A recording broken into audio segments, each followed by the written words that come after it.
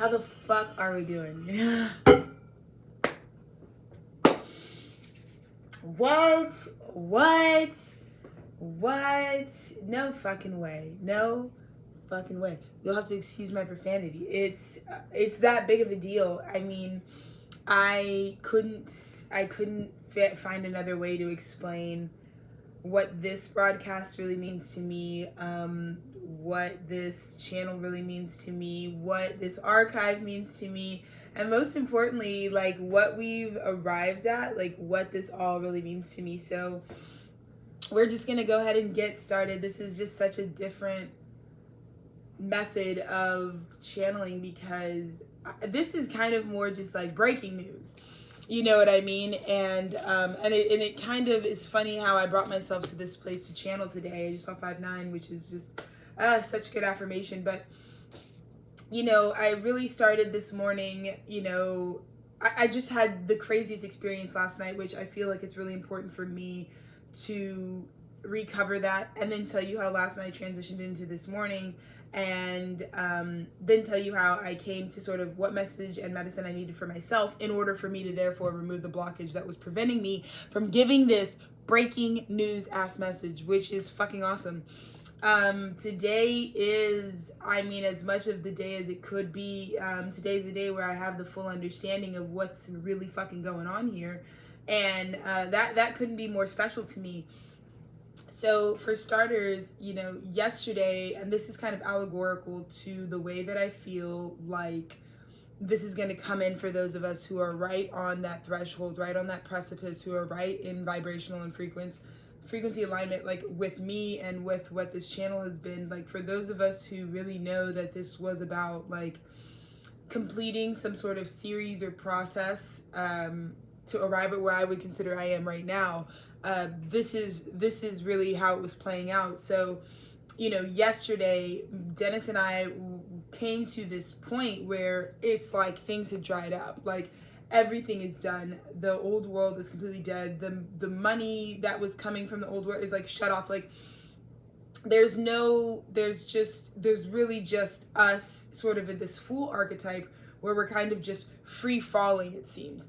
And there can be, so that objectively happening is neutral, right? It's not, we're not filtering the lens of what's happening during our ascension process through duality once we've gotten to this point in our understanding of like how this universe really works. So this is what's happening on the external world. It meant like no food, no money, like there's just really no end in sight. Like we've done what we could to keep the timeline going. So, you know, there are things like we have new jobs that are very much more adjacent to continuing on, but nothing outside of us, and when I say nothing, I mean nothing outside of us was providing any help. And it felt like betrayal. It felt like, where do I put this and who do I blame? It felt like optimal victimhood. It felt like, you know, negative thoughts. It felt like Neptune retrograde. It felt like all of the stuck energy that can come with, I believe, just programming, you know? And it was just so funny because Dennis and I had such a hard night and such an exhaustive, like, I mean, last night felt like, and it's so funny because this is the allegory Spirit just gave me. Dennis and I had run out of toothpaste recently. And it was one of those times when, like, for whatever reason, you're just really apprehensive to getting more toothpaste. So it's like really over the top dramatic, like squeezing the last drop of toothpaste out when you like really fucking need it because you're starting a job or you're whatever. So we were at that place, and I feel like, how can I explain that yesterday's energy felt like squeezing the last of the toothpaste out of the tube, and the toothpaste really representing all of this karmic soup that we've kind of been stuck with, and we have this kind of cleaned out tube that is ready for something to really take its place.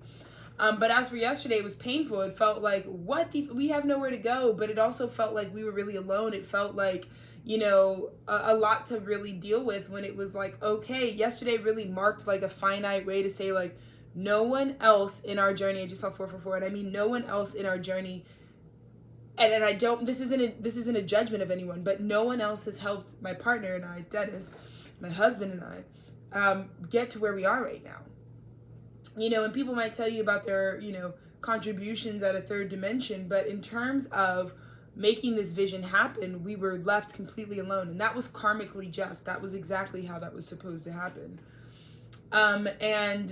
But for whatever reason, yesterday's energy just felt like a dead end. Like, this is unfortunate because we had to sit with the end of the third dimensional world Dennis and Alexis had created. We saw the ends of that. We saw what the true destination that life in separation from your source really leads you to, which is endedness. You know what I mean? It's not death, it's endedness, because death always indicates, this regeneration, this next moment. It's a two-sided coin, a two-step process.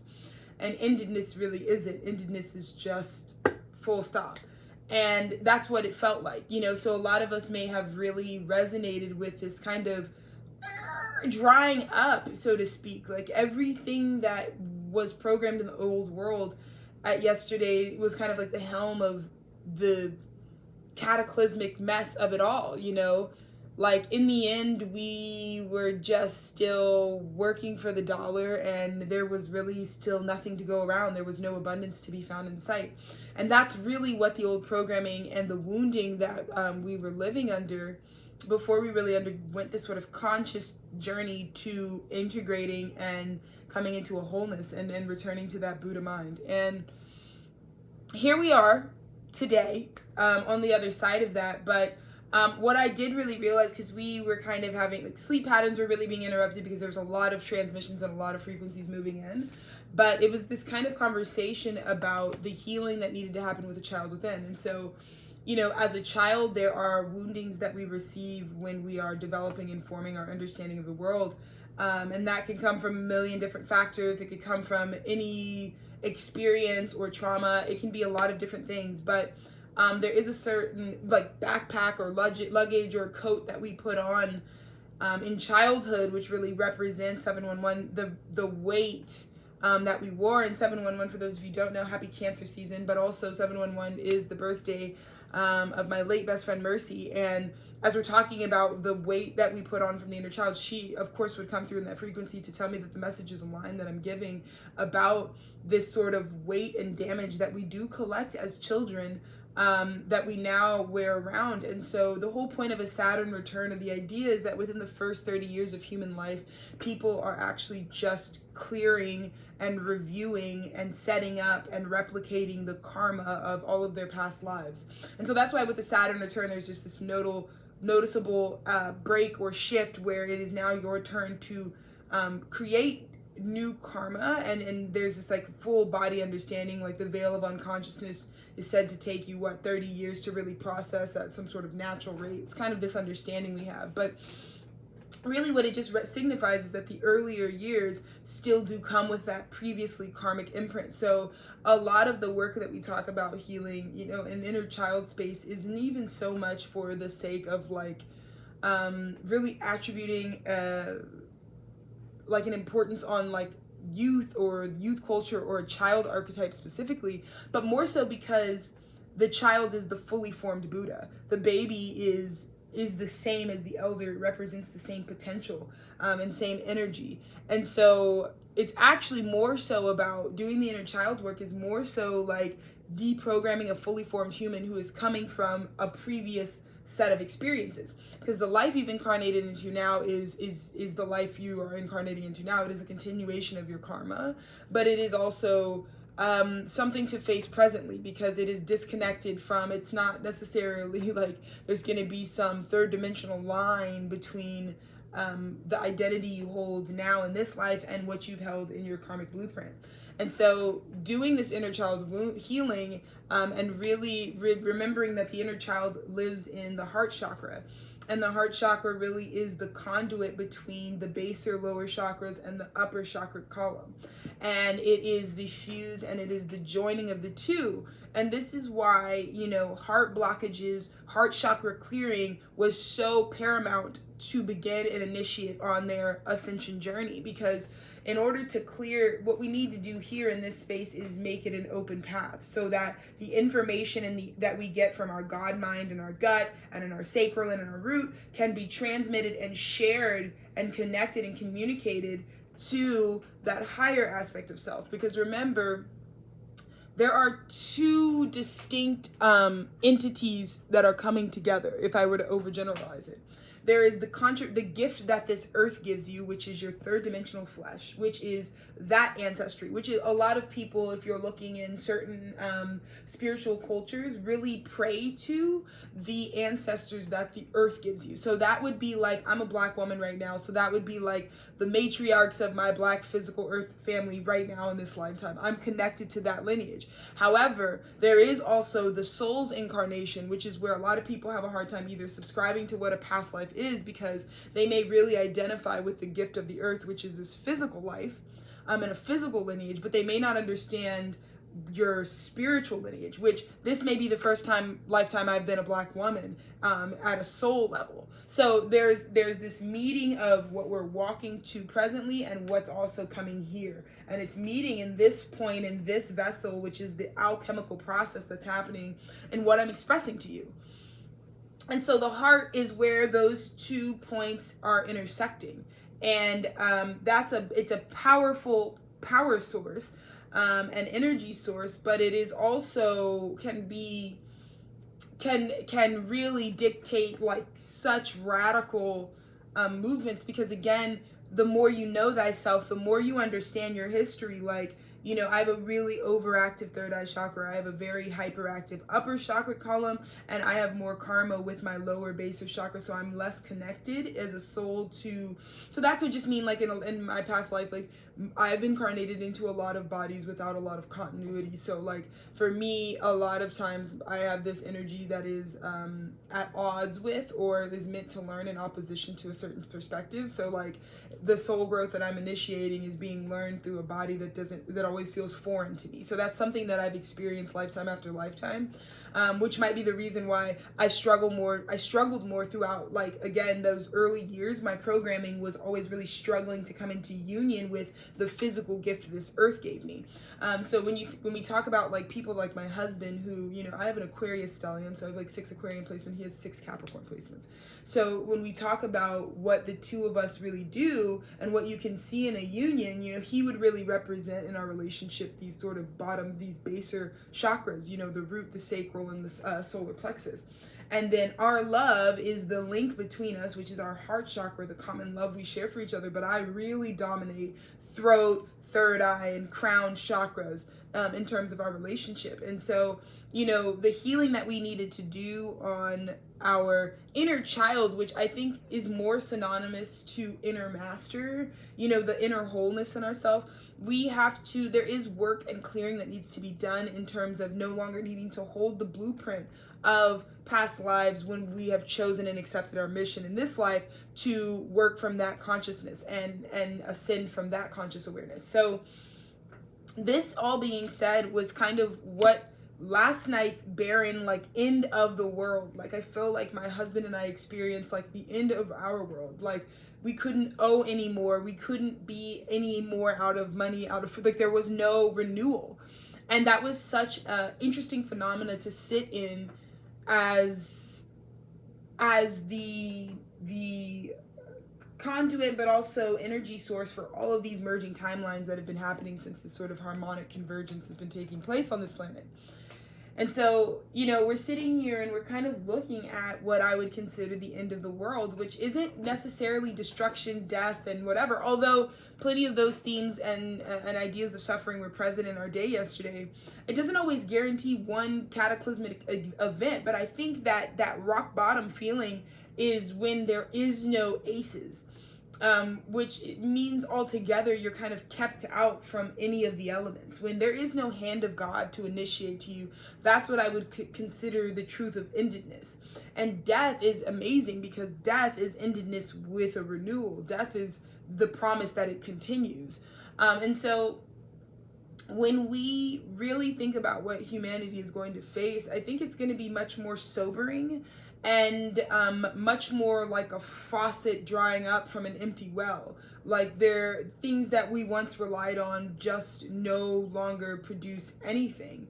And so these false gods eventually will run dry. And sure, some people could channel that in like feeling like they need to prophesy one event that's gonna catastrophize the collective mind and consciousness, but I don't think that's even necessary because we all lead such individual realities and universes within ourselves. I think it's going to be more about recognizing the sensation when this is the true end of something. And I think people can stay there for varying amounts of time depending on your reluctancy or your aptness to opt into a higher power, which would then lead you to recognize the next follow-up, which was that you were viewing this life up into your now moment through the programming of your inner child. And so for an example, I'll use myself. My inner child really struggled with poverty. So, there's a lot of things that I'm happy to share philosophies on what the actual role of a parent actually is from a soul perspective and from the proper perspective of like how this universe actually works. And so the things that a parent really is in charge of is giving that new soul and physical being an understanding that life is about living. So in order for life to happen, you have to be able to stay alive. And so most parents are being asked to indoctrinate their kids with what it takes to be alive. This isn't coded. This isn't when we get into preferences about who we are, what our imprint is. At a basic level, we can't do anything if we can't stay alive. So that's why there's a lot of karma for parents who, through their choice and through their own unconsciousness, summon souls, summon physical beings, summon children, right, which are gifts of the earth, but then they do the disservice to the earth where they can't pass on to the children how to stay alive. So then there are children like me who are dealing with survival, right? Whether we were ever really at those stakes or not, like we, growing up so with this sort of single mother who was kind of on the run trying to navigate life with two Black children on her own, with no real assistance.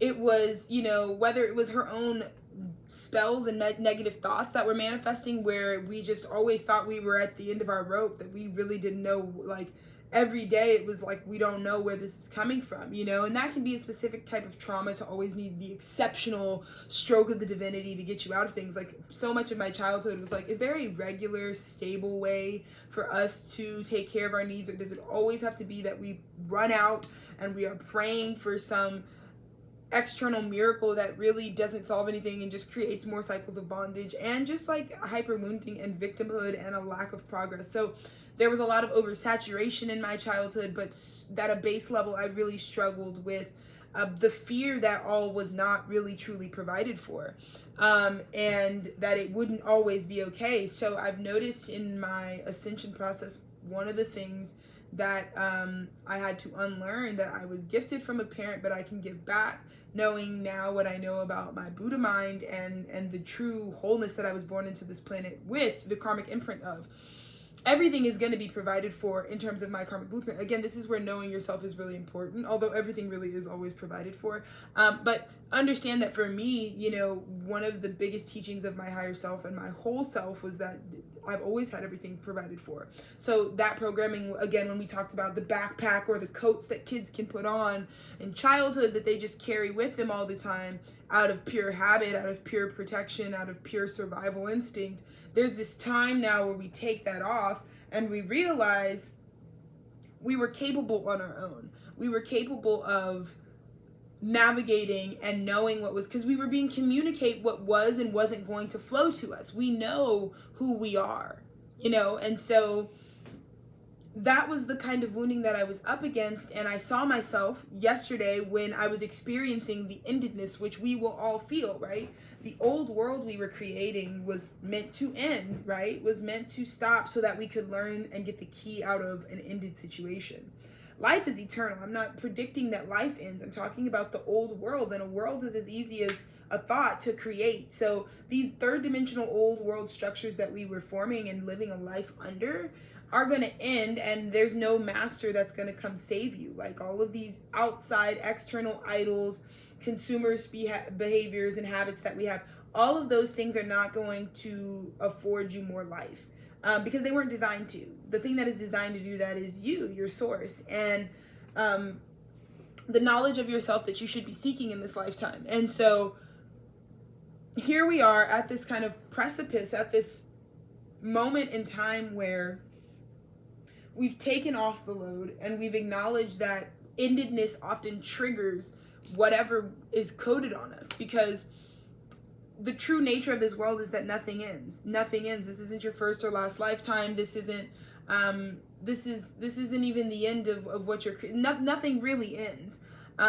in this sort of illusionary world. And so, because everything goes back to Gaia, even the physical vessel goes back to nourishing the earth, right? Or it should, regardless of how man has held up that process. We're meant to go back to the earth as the gift that we were given, and so to me, to be at a place where the endedness triggered me to start looking at the world, like when I was out of money yesterday, when I didn't know what was like how we were going to take care of ourselves in the morning, when I did can't even really get it's just so hot. There's so many things that I could have told you that were just what is the answer here? We have nowhere to go.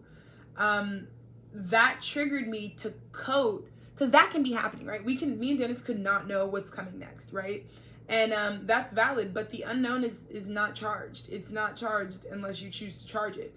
And so just because you don't know something doesn't mean what's coming is endedness, doesn't mean what's coming is poverty, doesn't mean what's coming is drastic devastation and change, doesn't mean what's coming is loss. And so because we were at that precipice yesterday, and because I was able to recognize and catch myself saying oh my God, this is totally something that when I was in the care of someone else, because I'm not in the care of anyone other than myself right now, I'm a grown ass woman. So at this point, my mom is not responsible for me, my dad is not responsible for me, but when I was in their care, there were certain things that I experienced, because kids are kind of on loan. Again, we can talk about what parents really are, but you're kind of really, the only covenant you need to be making with your child is that you're going to parent in a way that is contingent and congruent with how they would parent themselves when they get older.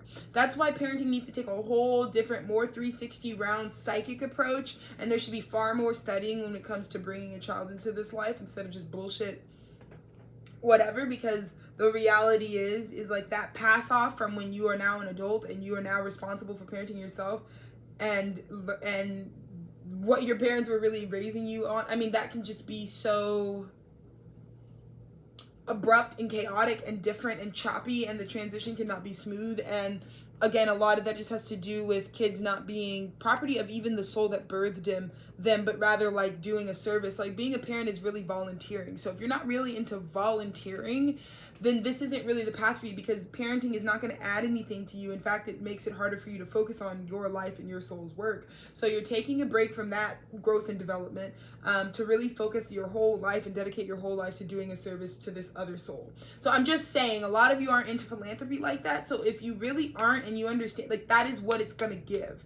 And so when we're talking about, for me now, I can recognize the difference between programming that I got from people who were parenting that were not me, right? Outside parents that were doing the best they could, pretty much guessing, and the parenting that I would give myself, because I know myself and I know what my karma is. I know what's in store for me. I know what I'm doing. I know why I'm here, and I know who I was. So when I have all of those answers, I'm going to look at that inner child and I'm going to parent it in a way that's informed by what I know about myself. Now, we have to check in with, and we have to forgive the parents that you were born onto this planet with, your earth parents. Those people, I'm going to tell you right now, a lot of guessing. Unless they were really tapped in with their higher power, a lot of guessing. And I'm not talking about religion. I'm talking about, they were communicating with entities that could tell them information about who you were going to be. Unless they were consciously on that journey, which there are plenty of parents who are, but for a majority of people who are not conscious enough to even know that that's really what that role looks like, we're all going to have to really connect with the forgiveness that it takes, and acknowledgement that it's not even really anything to dwell on. It's pretty simple. For me, I don't hold grudges as long as I just know what's happening. And if the reality is there were these two people that were pretty much guessing what I would need and who I was going to be and what I was here to do, a lot of those guesses could be wrong, especially if they're not really based on anything other than subjective moments in time and where they were at their own conscious journey. So with that being said, a lot of shit could have gone wrong for me. I could have experienced I could have had experiences that I was not meant to identify with. I could have been living in poverty, and that could have been grossly not connected to what my actual soul's imprint is with money and with my patterning and with my karma, with how things like that flow to me, and that's in my second house sector. Like, none of that could actually have been mine to identify. So if I did spend a majority of my life up until this point identifying with a certain practice, that one, ultimately the biggest indicator is that it feels bad, and so that's probably an indication that is not intrinsic to my soul. Like, being in poverty didn't feel fine. For some people also, living in a certain poverty line doesn't feel like a bad thing. There are plenty of people who find abundance and whose karma isn't to look up. So again, this is about knowing yourself, but I'm giving this example for you so hopefully you can understand. Like, take whatever traits you held on to from the parenting that you received in that child state from this earth realm that was really majorly checking, guessing, and checking as it pertains to anything that went beyond surviving. So knowing that about like your parents, knowing that, yeah, that's why the answer is always like, I'm doing the best I can, doesn't mean that we're not causing severe damage. But then now, as your adult self, as your parented self, at the version of yourself that is taking care of your inner child far better than the parents who raised you could have ever done. And that's not a judgment on them. That's just the reality of, like, if you know who you are, you're going to be able to parent yourself better than someone who doesn't know who you are. Even your parent who says they love and care about you, they still don't know who you are. They can only know what they can know about you third dimensionally, but they don't know the Akashic record that you have. And so now that you're at that place, now that you're reparenting, there was this moment at the end where, like, I stopped the trigger. There was nothing to coat the experience with. So we're out of this, so we don't know what tomorrow brings. But if I keep filtering it with, because the last time I didn't have money, or because the last time I didn't know what tomorrow brought, I knew the next day I went into poverty, when I was at the will of someone else's manifesting, that doesn't mean I have to create that right now. That means I can stop myself and look at what seeds I actually have planted, because that is when the second part of this message really came through. And now I feel like it's a good time for a water break, because that's exactly what the second message is about.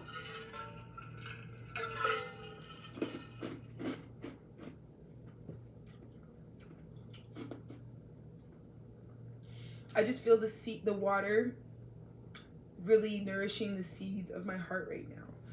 And that's what this next message is really going to be about.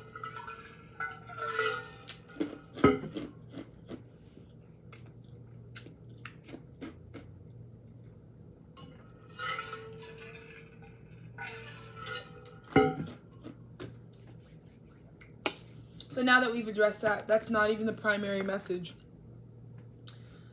So funny enough, there was just this idea that was planted. I was listening to this song earlier, and this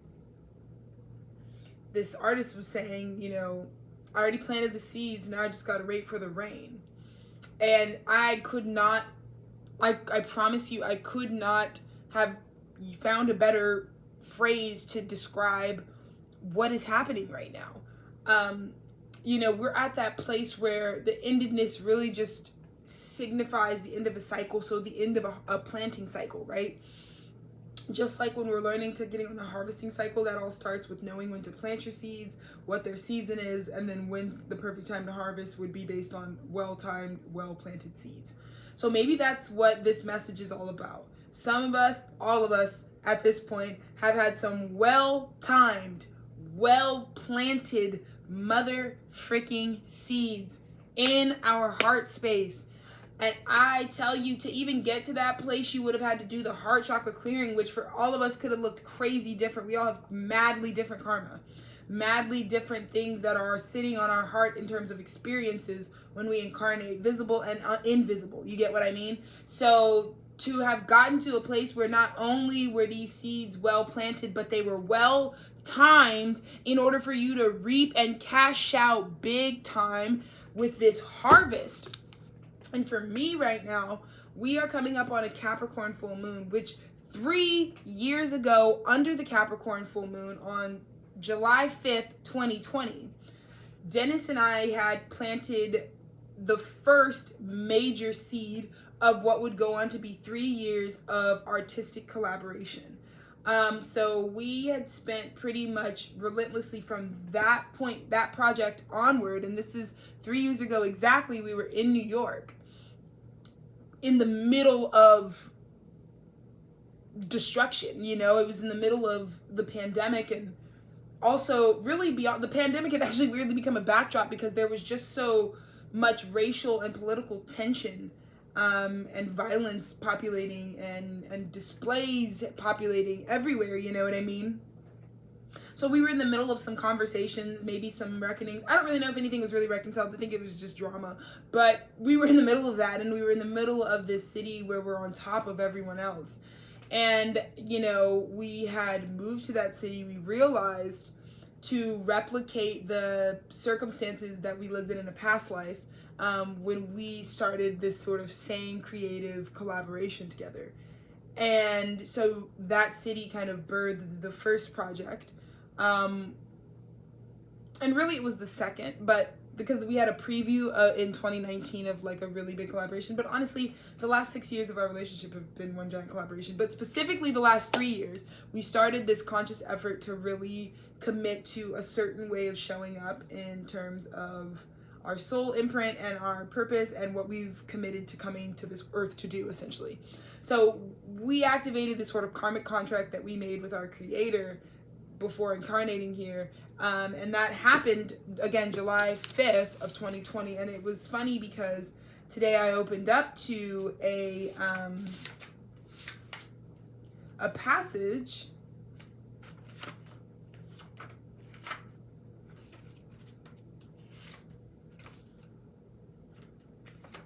Let me see. Here we are. So I opened up to this passage, and mind you, this is a completed 2020 like ascension journal that I made.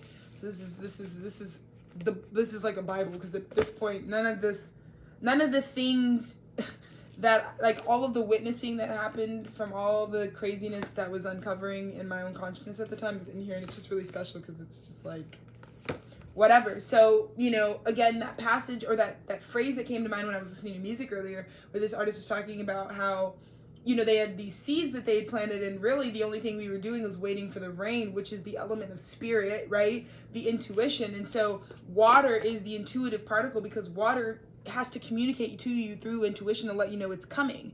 And I don't know why I got that today. Maybe it'll rain later today, but there's water coming that you're being communicated through an intuitive space. Because the only time to know when the tide is coming or when a tsunami is coming is through the animals and through their intuition and through your own intrinsic intuition. When you just know, oh my God, I don't know why, but intuitively, that's how all of these farmers' almanacs and all of these time cycles for crops and growing really were discovered, through this intuitive knowing that was coming through this higher spirit, which was known as rain or precipitation. And so it had me really thinking about how, you know, I'd gotten to the end of my planting. I had planted all of my seeds very well timed in this given window, in this 3-year window. So then once that 3 years was done, because it's a part of a bigger 6-year cycle, the next 3 years is when the rain comes, and it's going to start with the beginning seed planted. So the first seed that we planted, which was this, and for us, we had finished this album that we had made together in 2020, and the album was called The Hierophant, and it was the first seed. And this is the passage that I wrote, the all-nighter that we pulled when we finished and finally edited and really essentially made the first finished album. It was under the Capricorn full moon. I was delirious and delusional. Dennis was on his way to work the next morning. Like, it was a crazy intense birthing process for that project. But I wrote that experience and my initial just like delirious thoughts here. And then on the next page, 7/24/2020, I wrote this passage about the rainmaker. And it says the rainmaker is the master of manifesting something to serve the greater good, right? And so when we talk about the connection you have to the water element through your intuition, right? The only way to know when the water is calling is through this intuitive knowing. And so when we talk about the rainmaker, the person on the earth, and this is a spiritual symbol, the person who in tribal smaller communities would call or summon the rain was someone who in practice was really good at conjuring up something and manifesting something in Malkut that could serve the greater good. So in terms of they would be the people that they would have to go out and summon the rain through some sort of body ritual or through some sort of dance, which is funny that I did today. but they would summon this rain, and then in would come something that is good for the greater good. Rain helps everybody. It gives us water to drink. It waters our crops. It feeds our animals. It bathes us. It does all of these things. It cools us. So if you were able to do something on behalf of the collective, you are now considered a rainmaker. So now my husband and I are at this place where we are the rainmakers, because for the last 3 years in cycles with the moon, right? We now have come to the completed 3-year cycle of planting these seeds and starting and developing the projects without any payback, knowing that we have to plant all the seeds. Like, you have to plant all the seeds before you need the water. You don't want to plant some seeds and then the water. You have to time this well. So there was going to be this drought period. And the drought is the best time to plant seeds. Why is the drought the best time to plant seeds? Because you can plant buku fucking seeds just in time for what we would now call this great rain. In the last video, or the second to last video on this channel, was talking about the floods coming. And so when I was using the reference of the boat, right, when we're talking about get your boat ready, it's the same as planting your seeds. It's going to be really dry from 2020 to 2023. But baby, you plant these seeds in that window, that dry period, and when the waters return. And how did I know the waters were going to return? How did my husband know the waters were going to return? Intuition. So when we first got the download to start this project in 3 years ago, exactly to this time, it came intuitively. I had this dream, and it was the weirdest dream. It was really out of nowhere. And like I said, my husband and I are no stranger to collaborating, because our life is the greatest artistic collaboration. Our love together really is that. But in terms of, we were both retrospectively musicians, but we had really never thought to really collaborate, just both of us, on this, like, a musical project, or just this sort of sonic landscape. And so it was because I had this dream about what the project, like, about a celebration, about this album that we had made. And it was so striking that I woke up, and within the day I was like, we have to do this right now. And it was so painful because, like, there's no stakes, there's no pressure, there's no reason, like, there is a million other things going on. We're in the middle of a global pandemic. Like, why am I feeling like if we don't do this, like,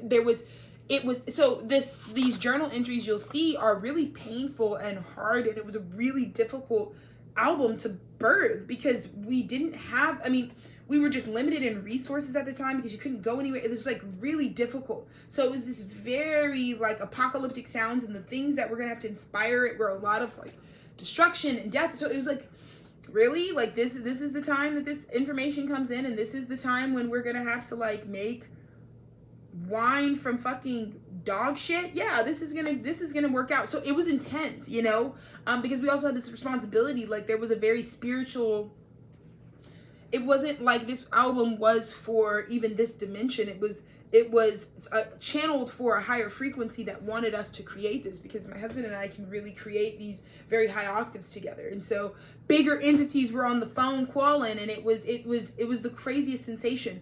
But since then, it opened up this understanding that we were going to hit the ground running, creating, like, I mean, just like, over those 3 years, seed after seed after seed after seed after seed. And I think when we were less conscious, because we were gaining consciousness as we were also doing this, like, again, I am very moved by my higher chakra column. So a lot of times, body could not be on board, but the higher self is making it happen. So we're plowing through in terms of, like, we hear something and it's getting done. And then it doesn't matter what we lose or what it causes us, really. We're just following this. Because that's how strong the soul energy for my husband and I really was. So we go through these 3 years, which I know now through the download is this was a 3-year drought, which is so special because, again, if you could get a heads up, if you could know that there wasn't going to be rain for 3 years, but when the rain returns, it's going to be a rain big enough to restore the 3 years of drought. Yeah. So if you can time these seeds and plant them plant them and cultivate them and hold them while you wait for this massive monsoon rain that's coming, that will make them all grow at once. And then it doesn't matter that these were seeds. Like, the creation that I made 3 years ago, that version of me is like spinning off into like, that version of me is not the me that you're seeing right now. I've transformed to a million different people since then. And so it's really crazy that like the fruits of those labors though are all going to come up at one time. And you know, my husband and I were really downloaded some really powerful information just about our Akashic records that really helped us to come into completion. But I also feel like that's really synonymous with the download he and I were getting about our history together in previous lifetimes. There's this idea that, you know, the problem with he and I's connection is that we were we were well planted seeds, but we were ill timed. So the trinity of like being well planted, like well maintained, a strong seed, but also well in good soil, but also being planted at the same time at a good time. My husband and I were always like, there were certain timing dynamics. So like one of us would be like really old and one of us would be much younger, but we'd still meet, and it's this crazy connection, but it's like it's ill-timed in terms of like what we would always collaborate every past life, but through those collaborations we were learning different things because different variables. So this life with he and I together, part of the reason why I'm so ceremonious about the dates and the timing of like when we're getting married, when I was proposed to, when I met him, when all of this stuff got timed, it's on a very exact timing, because that's karmic retribution for the past lives where we were always on a very ill timing. So this big crop planting is also synonymous to our kind of coming out as souls who have mastered what it was going to take alchemizing wise to make this lifetime be a chef's kiss. Because again, we've already reached the success of like he and I seed together. What we plant and grow together in every lifetime has always been miraculous, but the overall experience is affected because there isn't this 777 ring ring ring slot machine lining up perfection to it. There's always like, this is great and this is the strong source that they're conducting, but there's all these variables that make it really hard for us to get to a pure collaboration that also benefits both of us at the same time in the same way. So to incarnate as lovers in this lifetime, to incarnate as husband and wife in this lifetime, when we've been a million different things, was really more about the timing, because we were born literally within a month and a half of each other. So our parents being completely separate from different sides of the United States, like really like no relation, different cultural backgrounds, different everything, you know, coming together at the same time and their cycle syncing up in terms of their marriages at that time, being ready to bring in these children who also have this divine synastry. Like I said, my husband's born December 26th, the day after Christmas. I'm born February 13th, the day before Valentine's Day. You know, Dennis and I have very similar energy signatures, but there's something very notable about like, everybody's like, oh, you two are so lucky that like you were born at the same time, that you're like, there's a lot of benefits to, you know, because you can fall in love with, I guess, anything, any type of situation. From a soul level, you can have a soul connection, you know, whatever, but you know, that's why some people were like, oh my god, my husband's 15 years older than me, I wish, like, so there's always certain gaps, or there's parts of life you miss out on. And one of the things that I've always noticed about my life and my love story, which I really wasn't even expecting, to be very honest with you, is when I met my husband, I was like, holy shit, like I knew that this was like my husband. And just because of, again, we talked about the synchronicities, but I knew it was my husband. But I also thought about how I was like, wow, again, we met when we were both 20. You know, and so every year, every new thing that we come in together, we really come into everything together. We really like grow and mature, like our bodies change at the same time, like everything is on the same cycle with each other. We came from the same generation, we have the same download, so it's not like there's some big gap in like generational, like what one generational is receiving from the divine versus another, and what their roles are. Like we're playing the same role, you know. It's very much alchemized and well timed. And so this is really about how, you know, you realize the missing ingredient in this incarnation was the timing of it. Was that, how can I make this be in such a way that I wait until it is the best time though. And so we wait to water, because the best time is when all the fruit, because here's the thing, if it's a drought, I can find a way to artificially water these plants or maneuver the growing process to have produced results or cashed out on some of these seeds that I've planted in the past 3 years at those times. But when I think about how much I've radically also changed in the last 3 years, like I'm very much every day arriving at a very new, very different version of myself. But to have arrived at this time in this form and in this way. Oh my fucking goodness. You know what I mean? How special it is to know that I didn't, regardless of how fully formed the seeds may have been, how strong I felt about their ability to grow, it was also about me and my timing and when would be the best time for this stuff to come in for me. And I will always thank myself because I am in the best health I've been in my entire life at this time in my life. Like, there wasn't a time in my life where I was better, more healthy, more fit, more connected to myself, more in love with who I am than I am right now. So that to me means that's an arrival that if I knew that that was coming for myself, waiting for this great rain to be conducted from the rainmaker is which would be myself, is really more about timing, the best timing for me. The divine, your timing is always great for the divine, you know? Your incarnation here alone is always a perfect time for the divine. The divine is not constrained by Saturn. So 24 hours a day doesn't exist to the divine. So you're always right on time for God. But when are you right on time for you? And that, I think, is very real. And that is very earthly. And so I said the rainmaker is the master of manifesting something to serve the greater good, right? So my husband and I are about to make it rain because we have become the masters of serving something for the greater good. So if you look at all of the creations, all of the things that we've made in the last 3 years when we were experiencing a drought, how we chose to fertilize the soil of the future, of a future that belongs to all of us, is the very reason why God is going to let us turn the fucking faucet on right now. When the earth is parched, the rainmaker gives her insight into how to move forward with what we already have. My husband runs a label, Dolphin Boy Records. You already know what it is. We've got a few collaborations already. He is a genius. He is a composer of many mediums. But Dolphin Boy Records, the whole premise is that he's always available here, and he's always going to be available here on planet Earth. And the sounds that he's able to construct with limitations, with the parched dryness, without water, without intuition, without the restoration.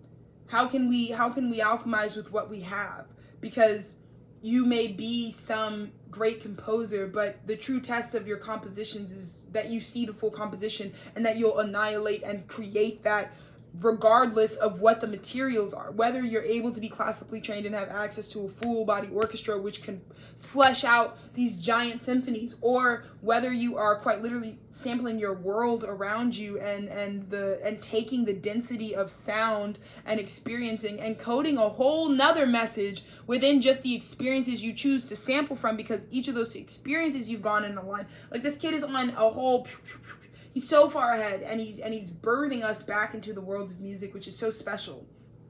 And I get to collaborate with this person.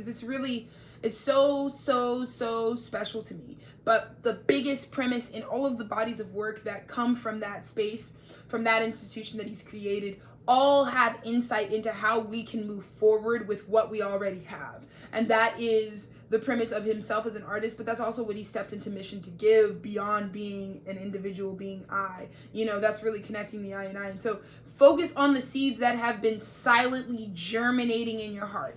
Germinating mean you've kept them moist and ready until that full rain could come in, and they've just been nestled in your heart. All of this at this point has just been strengthening your heart, which is why you're free right now. This is why there are no shackles on you. This is why, you know, you are free to move forward in what you know about what you've planted in your heart. But we are now going to shift our focus to the seeds that were germinating in our heart this whole time. For that is the space you should place all of your energy and effort. Yeah? And that is what we're doing in this now moment. That is where my husband and I have focused all of our energy, all of our effort on. We have tried everything we could to really focus on those seeds, because the rain is here. And we are going to call it in this moment, in this now moment. This is what this video is, you know? And then 2 days later, I wrote, the road will always outstretch before the seeker. Yeah? And that's what me and my husband have done here, which is that was the promise from the divine, was that as long as we were seeking what we believed we were hearing from our intuition those 3 years ago, the road forward was always going to stretch out in front of us. The road ahead is not easy, but contains countless beautiful views. The journey of discovery. Acknowledge the lesson at the heart of experience so we may internalize the teaching and move on. We thank you for turning the pages in our etheric library where our paths are all recorded. Whatever the inspiration you've newly found, consider this your time to take action on the guidance you have received. So all of this to say at 49 minutes, this rain is coming, this rejuvenation is coming, this joy is coming, and I'm summoning. You see what I mean? At the bottom of this deck, I have my decks lined up, but at the bottom of at the Rider-Waite deck here, we have the Eight of Pentacles. Do you see what I'm saying? These are the well-planted seeds that you were just stacking up. You were just stacking them all up. And now, because when rain crosses the land, it moves across the land. So you'll have a rain cloud, and it ideally will move from one direction to another. So the north side of town might be getting really hit with a storm, and it's traveling south, or it might be coming from south and traveling north. Whatever the case may be in terms of this water that's coming down, baby, it's like as the water hits all of this, they all burst and sprout at the same damn time. I just split the deck at the same damn time. This is what's coming. This is the giant new beginning, because you were planting the seeds the last 3 years, right? And we're coming up under the Capricorn full moon. This is happening on the 3rd of July here, and today we're at like the 20th of June. So we're in the portal, we're in the window. Time is really not real, it's not malleable, because by July 7th of 3 years ago, that was when we really started this. So it's all coming in with this moon. But starting now, from now until that giant moon manifestation, you're going to see that there's each of these individual seeds that you planted blooming, which could create a whole universe, because each of these seeds are representative of a cycle. So there were all these cycles where you would produce something at the end of it as an offering. And so that contains a universe. It's like, this is enough money to last a lifetime of wealth, right? So every cycle that we went through within the last 3 years, there was a product to show for it. When the water touches each of those finished products, it illuminates and expands the world that we've already outgrown. We've already gone beyond it, but it's about to blow it up. So you're going to have this super mega reality, which is what I would say is why it's going to feel like it came from God, because the big reality that you're going to be able to go is what happens when all of these bloom. What happens then? That is the energy that we're tapping into, people. It is beautiful. I was channeling a new home. I'm channeling it's going to be a whole big reality, because it's like there's the individual justice of each of those seeds getting the attention from the water. But then there's like the justice that comes from like, now your new life is all the things that have grown. And that's even fucking bigger. So let's just get into some tarot. Thank you, Spirit. Oh my fucking gosh. Are we serious? Are we serious? Are we serious? I'm the rainmaker. I promise you, I'm seeing it's getting overcast outside. I promise you there's rain coming today. I promise you I'm calling in the rain. I promise you that with my body, with my vessel, with my dancing, I'm going to call in this storm. Okay? And this rain that's coming is going to blow up. This is what happens to the seed. It's going to germinate, because what comes from the divine stick? The seed. This is giving the seed. This is the motherfucking storm that's needed. This is what's getting alchemized right now. Do you hear me? Your seeds are about to get, this is the divine wand